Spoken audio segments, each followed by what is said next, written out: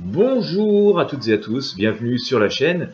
Si c'est la première fois que vous passez par ici ou que vous n'avez pas pensé à le faire, je vous invite dès maintenant à vous abonner. Il vous suffit de cliquer sur le bouton s'abonner juste en dessous de la vidéo, de cliquer également sur la petite cloche de notification.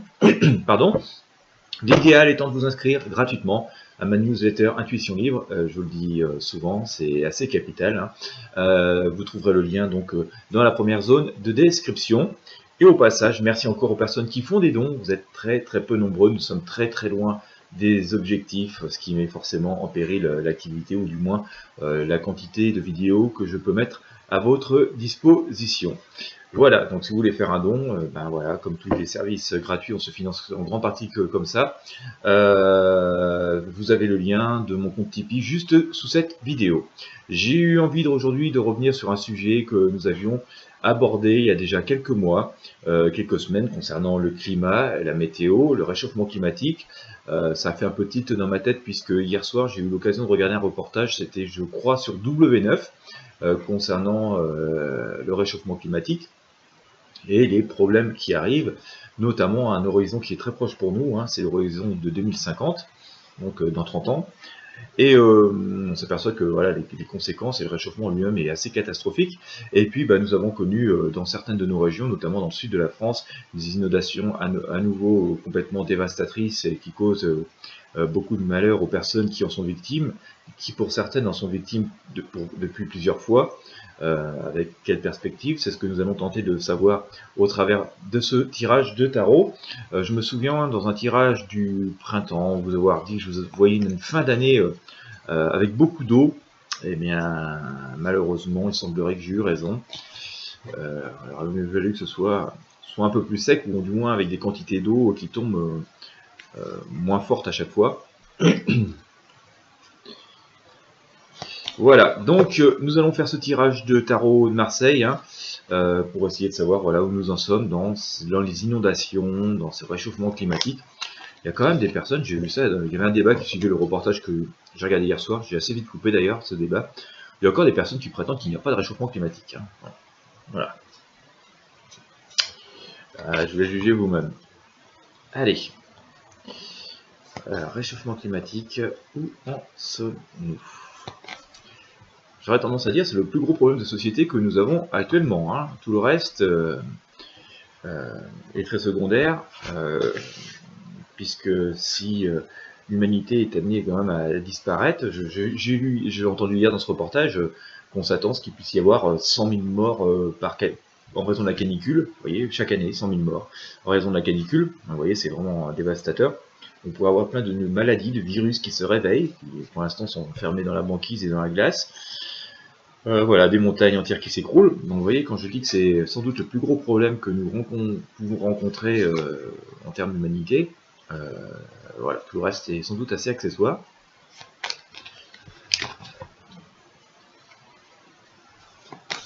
Allez, on va aller faire ce tirage.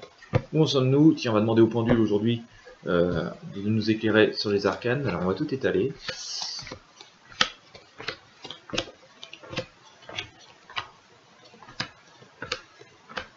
On va faire un petit peu de place.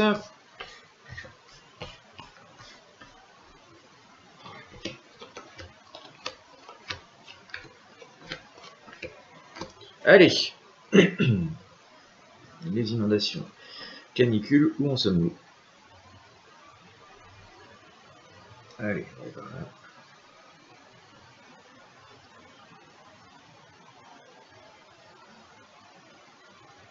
Alors, je sors une première arcane, c'est laquelle? Le Bachelor. On a un peu l'impression quand même qu'il y a encore beaucoup de gens qui s'en foutent, hein, mais on va bien voir tout à l'heure, parce que...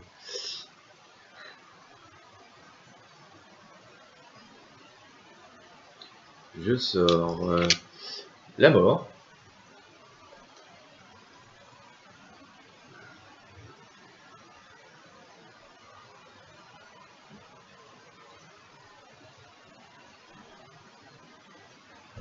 Je sors la papesse.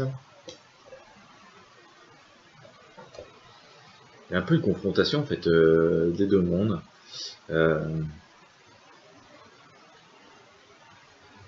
Je sors l'empereur.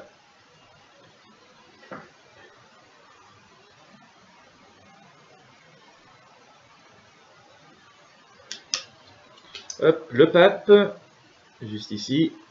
Allez, on va voir s'il y en a encore une qui sort. Et on va faire notre tirage avec ça, on va essayer d'éclairer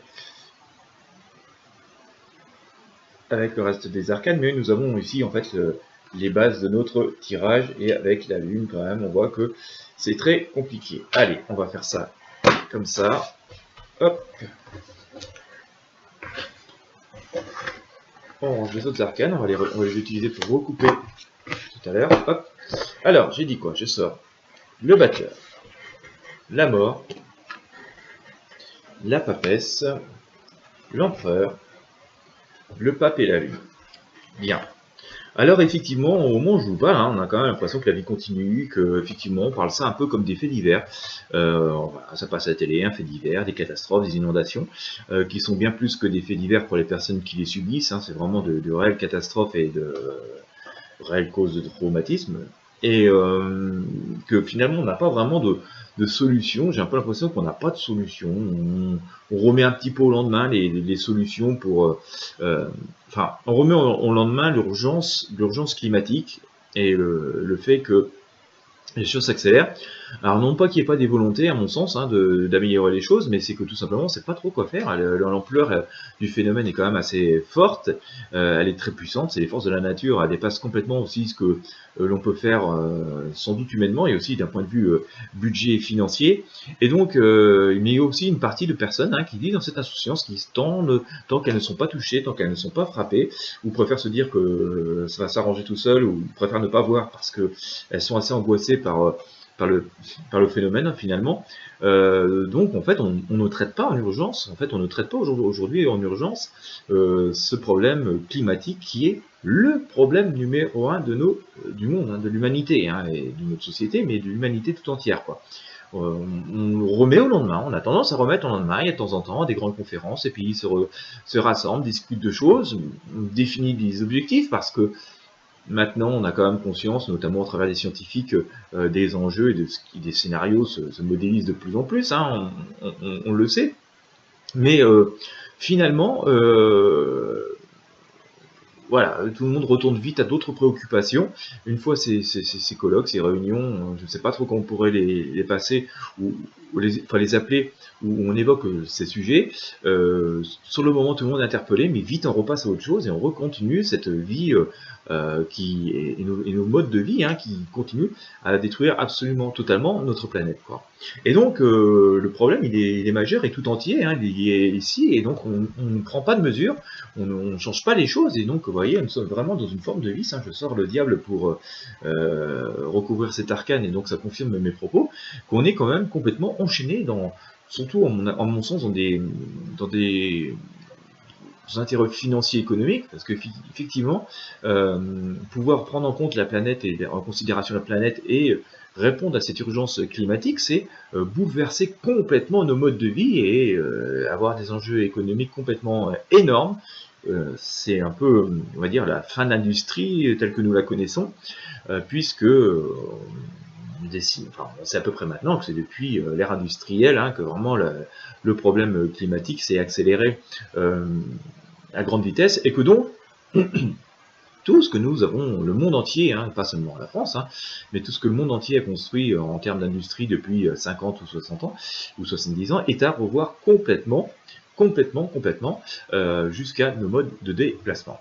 Donc forcément, aujourd'hui, j'ai envie de dire, aucun pays, je pense, n'a financièrement la possibilité de financer ce retour en arrière en l'espace de 10 ans. On ne pourra pas, en 10 ans, tout casser, tout reconstruire, ce qui a été fait en 50 ou 60 ans, quoi.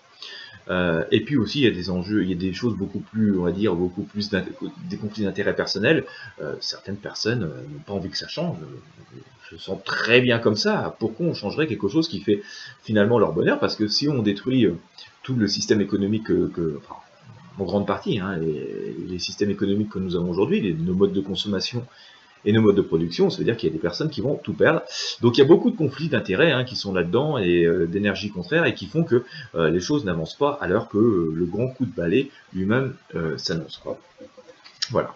Donc on ne change rien, hein, les inondations continuent, il y a une forme de solitude d'ailleurs. Alors la forme de solitude, c'est lié à toutes les personnes qui se catastrophent de la situation telle que nous la connaissons aujourd'hui, hein. C'est une vraie catastrophe. C'est une forme de solitude pour les personnes qui subissent ou qui sont en voie de subir les problèmes que nous connaissons en termes de réchauffement climatique et tout particulièrement d'inondations que nous avons connu ces derniers temps. J'ai quand même une note d'espoir, hein, pour les personnes qui subissent ces inondations. Dans mon tirage, je n'ai pas beaucoup d'eau qui est présente, hein. Donc je pense que l'épisode d'inondation, au moins pour quelques mois, va s'estomper. Pour moi, il n'y a pas de quantité de précipitations de pluie énorme dans les mois qui viennent. Je ne veux pas dire que dans les jours ou d'ici, dans les quelques jours qui restent, ou voilà, jusque début janvier, je ne peux pas dire qu'il ne va pas y avoir de pluie, mais voilà, globalement, je pense que jusqu'au printemps, voilà, les épisodes de pluviométrie intense provoquant des inondations, hein. Il va sans doute pleuvoir pas mal encore, mais de façon beaucoup plus espacée ou avec des quantités moindres, donc les cours d'eau et les sols vont avoir le temps d'évacuer, d'absorber.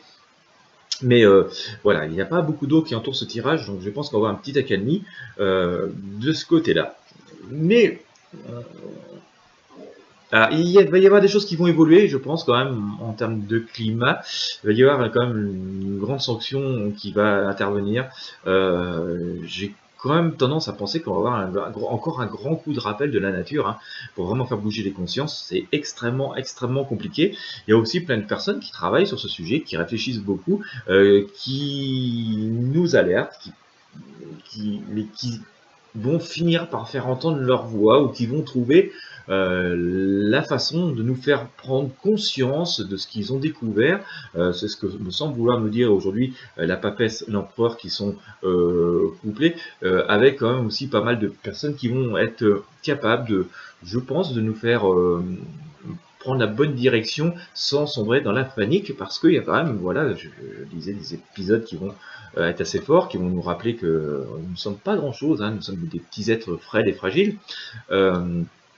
Mais voilà, il n'y a rien de catastrophique. On va, je pense, assez rapidement, je pense c'est dans l'année qui vient, essayer de... On va commencer à avoir vraiment des choses concrètes qui vont se mettre en place, quitte à ce que ça dérange, voilà, tous ceux qui pour l'instant essayent que ça ne bouge pas ou bouge pas trop vite, d'accord. Mais je pense qu'ils vont être eux-mêmes frappés par des choses qui vont toucher leurs propres intérêts et qui donc vont devoir s'impliquer dans cette démarche beaucoup plus respectueuse de la planète, beaucoup plus respectueuse de l'écologie, et peut-être inciter à des modes de vie, de consommation bien différents de ce que nous connaissons aujourd'hui, même si la marge de manœuvre est quand même extrêmement complexe, hein. De toute façon, l'enjeu est énorme et il y a énormément de choses à revoir, hein. C'est, comme je le disais tout à l'heure, tous nos modes de consommation, de production que nous avons depuis 50, 60 ans, 70 ans maintenant, qui sont à revoir. Donc il y a des enjeux financiers énormes, on ne peut pas bouleverser comme ça du jour au lendemain des choses, et en même temps, il y a une urgence totale et absolue qui est là, et aussi un gros problème économique derrière, c'est comment on finance tout ça, alors d'une manière globale sur la planète, mais aussi individuellement pour les individus. Si je me réfère tout simplement à la France, bon nombre de personnes aujourd'hui n'ont pas les moyens d'acheter une voiture électrique 100% écolo, des choses comme ça, ni même de faire des travaux chez eux, d'isolation, d'appareils de chauffage avec peu de consommation. Alors certes, il existe des aides qui sont assez fluctuantes, je ne suis pas spécialiste dans le domaine, mais voilà, de toute évidence, ça ne suffit pas pour que chacun aussi puisse économiquement faire face à cela. Et puis aussi, dans bon nombre de régions, les transports en commun ne sont pas développés ou assez peu développés. Et donc, on aurait déjà, en matière de transport, vous voyez, les choses sont compliquées. Et l'urgence écologique ne s'arrête pas là. C'est aussi dans nos manières de produire de l'énergie, de produire les biens que nous consommons tous les jours, où tout est à remettre en question. Donc voilà. Donc, pour vraiment répondre à la question, faire la synthèse donc, de ce tirage, à mon sens, on va pas avoir du moins en France, hein, je pense qu'on va avoir une accalmie sur le front des inondations. Voilà, dans les quelques jours qui viennent, on va commencer à avoir une accalmie. pense que l'hiver va être un petit peu plus calme, au moins jusqu'au printemps. On ne devrait pas avoir de très grosses inondations dans cette période-là. On va avoir quelques phénomènes climatiques quand même qui vont pousser un petit peu aux fesses, hein, qui vont nous inciter à agir.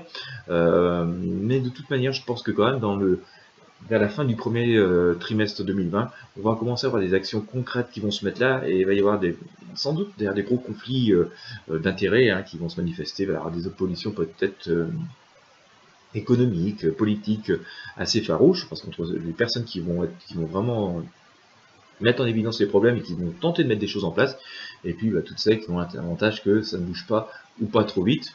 Avantage, je parle surtout d'un intérêt point de vue puissance et financier, mais qui est aussi un petit peu ridicule cet intérêt, parce que au vu des enjeux qui sont là, je veux dire, on peut être ultra riche, au vu et ultra puissant, au vu des risques qui se prononcent en termes de canicule, de maladies qui peuvent se réveiller.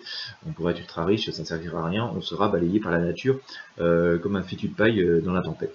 Donc voilà, une accalmie sur le front des inondations, des intempéries, je pense, des avancées qui vont se mettre en place pour essayer de pallier à cette échéance qui est énorme, hein, qui est dans 30 ans, en termes de climat, de réchauffement, hein, de canicule, mais aussi de montée des océans qui bouffent complètement nos côtes et qui viennent complètement détruire aussi des habitations, hein, en bord de mer.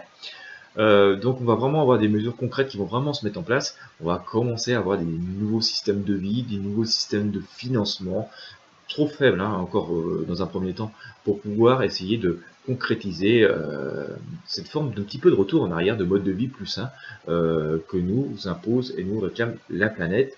Je le répète, et ça j'ai déjà dit dans d'autres vidéos, nous vivons un mode de vie complètement dingue.